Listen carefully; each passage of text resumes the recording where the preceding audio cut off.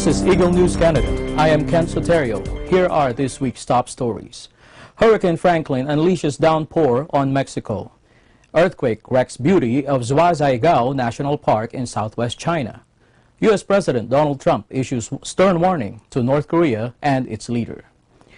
Cooking gas shortages force Venezuelans to turn to firewood. Now for details. Communities in Mexico are breathing a sigh of relief on Thursday after Hurricane Franklin churned through the country, with no reported casualties but leaving behind a trail of debris in shanty towns. Here's Angela Milano with the details. Franklin, the first hurricane of the 2017 Atlantic season, has dissipated over Mexico, the U.S. National Hurricane Center has reported.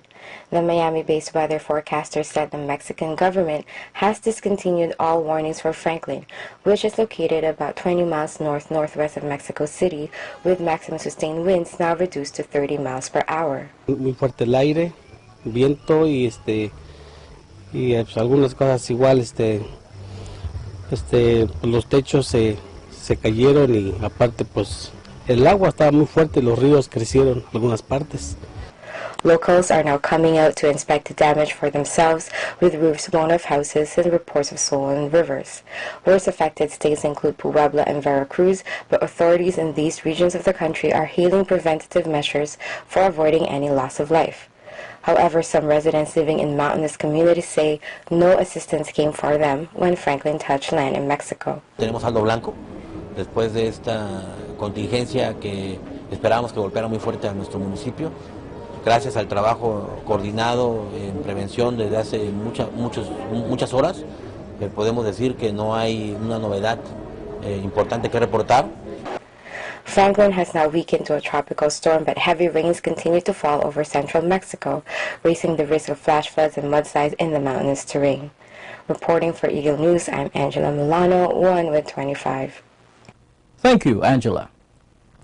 A 7.0 magnitude earthquake has wrecked the beauty of Zhuhai-Zhaigao National Park, a popular tourist attraction in southwest China's Sichuan province.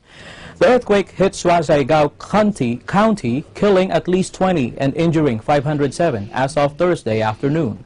The Zhuhai-Zhaigao National Park, also known as Shizhuai Valley, was one of the worst affected areas. Zhuhai-Zhaigao is famous for its spectacular waterfalls, lakes, and karst formations. According to Xinhua News Agency, more than 34,000 people visited the tourist attraction on Tuesday. Video footage showed that the boulders and debris were still sliding down hills in the tourist attraction on Thursday. The water level in many lakes in Zhuhai-Zhaigao have dropped, and the clear crystal blue waters have turned muddy. Sparkling Lake, one of the nature's reserve's most famous spots, suffered severe damage. It almost dried up after the quake, which was unbelievable in the past, as the water level of the lake used to reach 9 meters. Nurilang Waterfall, the biggest waterfall in the scenic spot, has shrunk after the natural disaster, exposing the used-to-be invisible rock behind it. The quake has also cut off many roads in Zhuhai-Zhaigao, making it inaccessible for visitors. Local authorities are working to reopen the blocked roads.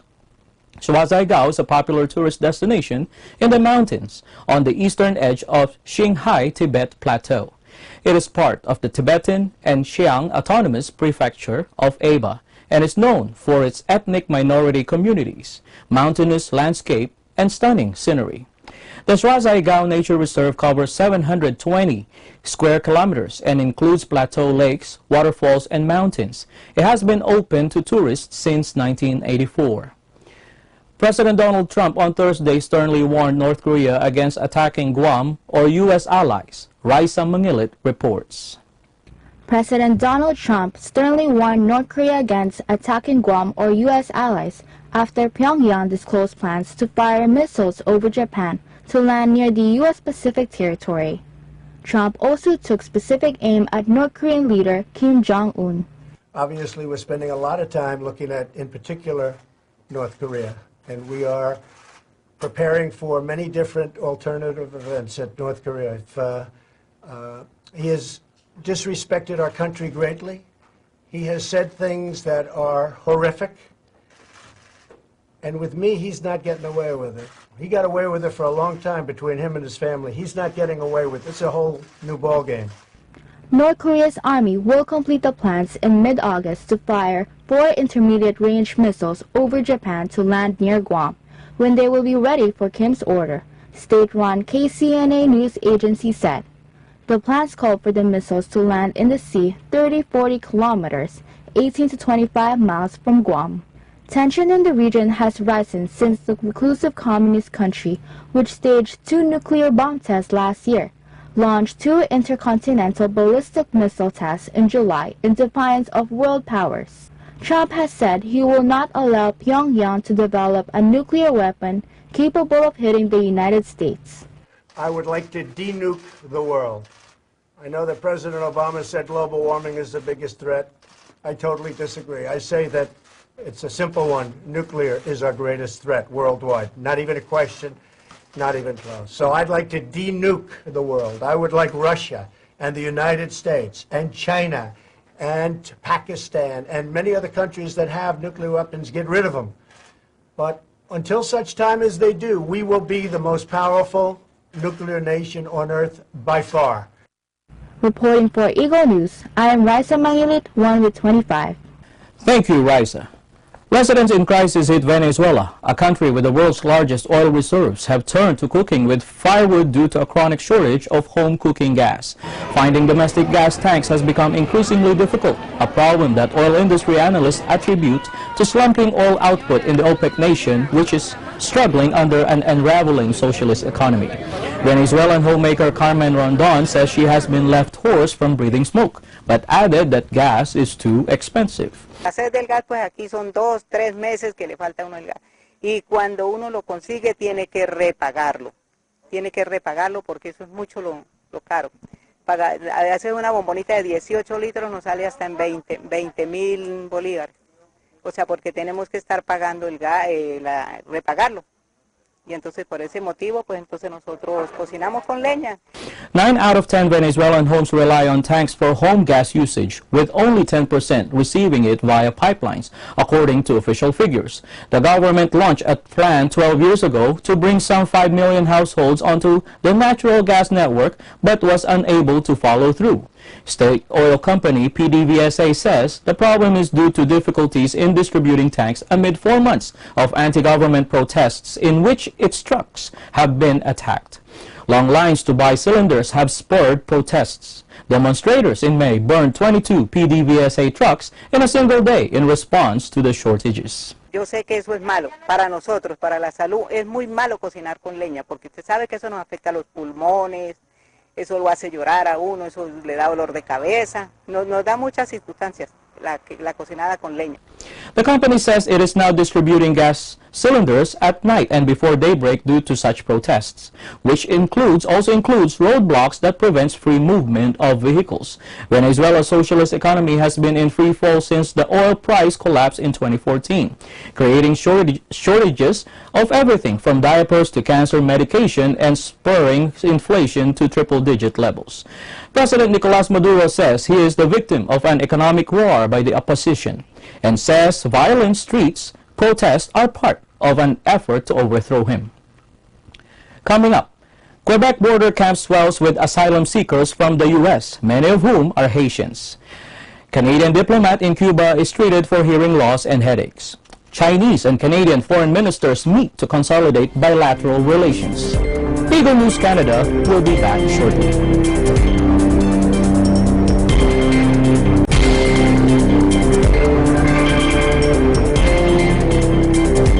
Welcome back. This is Eagle News Canada. Dozens of Army tents dotted the Canadian border on Thursday to house hundreds of asylum seekers, many from Haiti, streaming into the country from upstate New York to file refugee claims. Ansel Morano reports. More than 200 people a day are illegally walking across the border into Quebec to seek asylum, government officials said.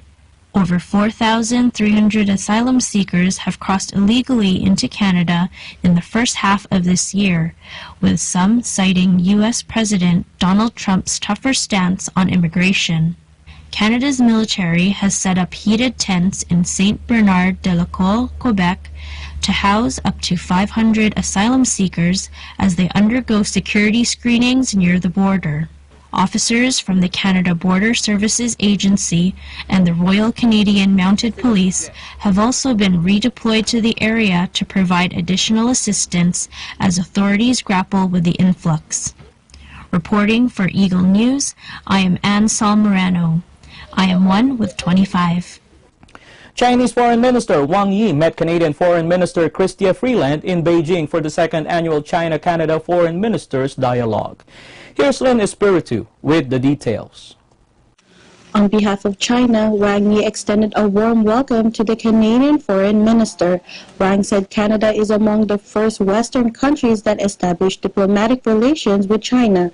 The two countries' bilateral relationship has maintained the momentum of development through joint efforts.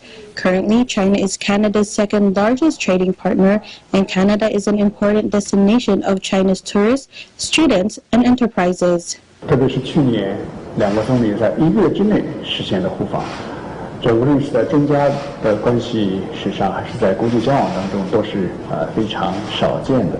它对外显示了两国希望密切和深化我们互利合作这种迫切的愿望。 He said that China hopes a new golden era between the two countries will be coming soon.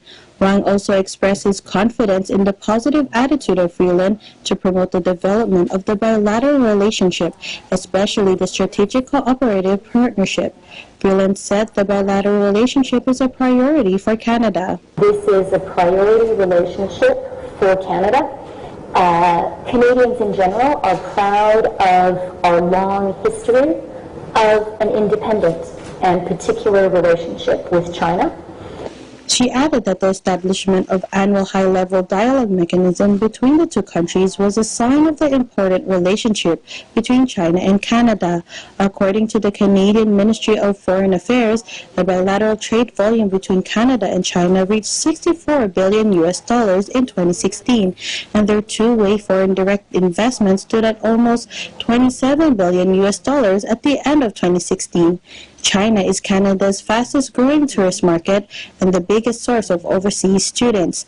The average annual growth rate of Chinese tourists to Canada has remained at around 20%, and more than 620,000 Chinese tourists visited Canada last year.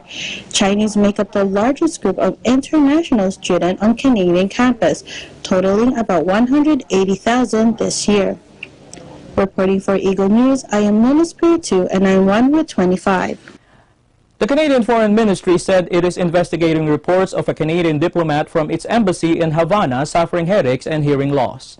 A day earlier, the U.S. reported that some of its diplomats have experienced or had experienced similar symptoms. Canada's Foreign Ministry said it is working with U.S. and Cuban officials in the investigation. Cuba said it was investigating allegations by the United States that unspecified incidents caused the physical symptoms in Americans serving at the U.S. Embassy in Havana after two Washington-based Cuban diplomats were expelled. Havana said it had started a comprehensive priority and urgent investigation into the alleged incidents after it had been informed of them by the embassy in February. A U.S. government official said several colleagues at the U.S. Embassy in Havana were evacuated back to the United States for hearing problems and other symptoms over the past 6 months. Some subsequently got hearing aids, said the official, who spoke on condition of anonymity. Washington and Havana re-established diplomatic relations in 2015 after more than 5 decades of hostilities, reopening embassies in each other's capitals and establishing a new chapter of engagement between the former Cold War foes. President Donald Trump rolled back part of his predecessor Barack Obama's policy toward Cuba, but has left in place many of the changes, including the reopened U.S. Embassy in Havana. Up next, Scan International helps clean a local park. Eagle News Canada will be right back.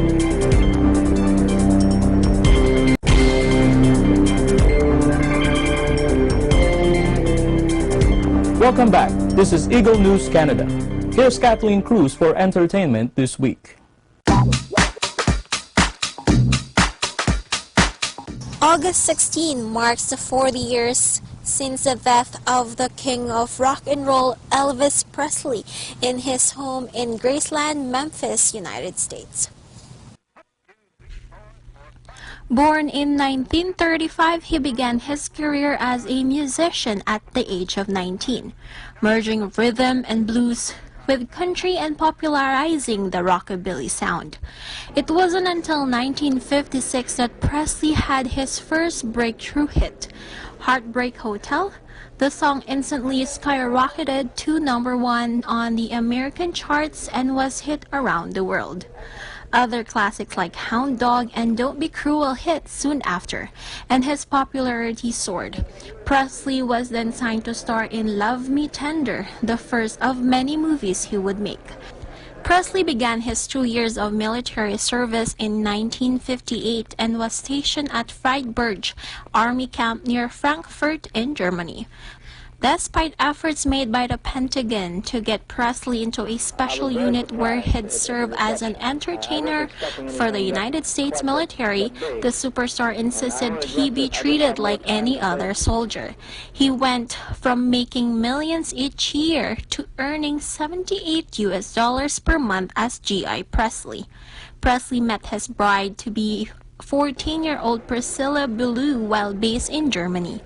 Their courtship lasted 8 years even after he completed his tour of duty and returned to the U.S. in 1960. They married on May 1, 1967 in Las Vegas and shortly after held a private reception in Graceland. 9 months later to the day, on February 1, 1968, Priscilla gave birth to daughter Lisa Marie. The same year, Presley's manager, Colonel Tom Parker, masterminded a comeback. Kicking off a string of public appearances was a TV special featuring the king clad in a black leather jumpsuit. Join me again next time for more entertainment news. I am Kathleen Cruz for Eagle News Canada. I am 1/25. Thank you, Kathleen. Scan International helps clean Calgary's Sue Higgins Park. JZ Yumul with the story. Cultural anthropologist Margaret Mead once said, "We won't have a society if we destroy the environment." Members of the Society of Communicators and Networkers, or SCAN International, could not agree more. SCAN International showed support to Calgary, Alberta's Care for Your City program by helping remove weeds trying to take over Sue Higgins Park.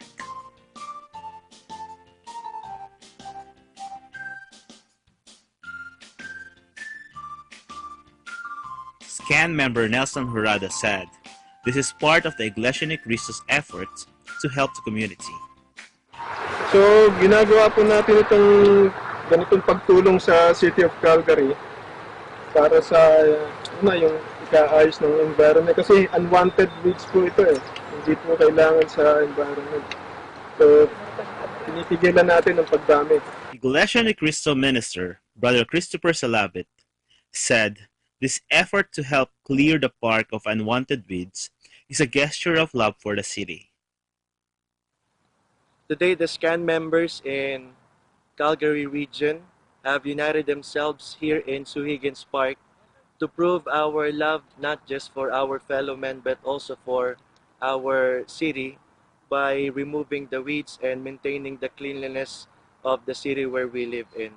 The park lies along the west bank of the Bow River and flows through the southeast corner of the city. Established in 1994, it covers 62 acres of island, riverbank, floodplain, and inland marshes. SCAN International is an Iglesia Ni Cristo organization that promotes disaster preparedness and community service.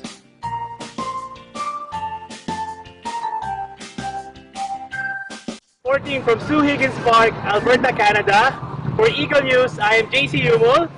We are 1/25. Thank you, JC Yumul. Ever heard of poutine? EBC's Lou Aquino shares with us what this Quebecois dish is all about. Poutine is a French word that means mess. But what really is poutine? Let's find out together. Poutine is a Canadian dish that originated from Quebec dating back in the late 1950s. The original recipe consists of French fries, cheese curds, and topped with gravy. But now there are many places that adds different toppings such as pulled pork, smoked meat, marinated chicken, beef chili, and crumbled bacon, to name a few. This delicious fast food dish is typically found across Canada and in some places in the northern United States. Cheese, fries, and gravy may sound like an odd combination, but many people from around the world are enjoying this Canadian dish. Don't miss out on this unforgettable experience. For Eagle News, my name is Filipino and I'm one with 25. Thank you, Lou. This is Eagle News Canada This Week. Visit our website at Eaglenews.PH. Like us on Facebook. Follow us on Twitter at twitter.com/EagleNewsPH. I am Kent Soterio. I am one with 25. See you next week.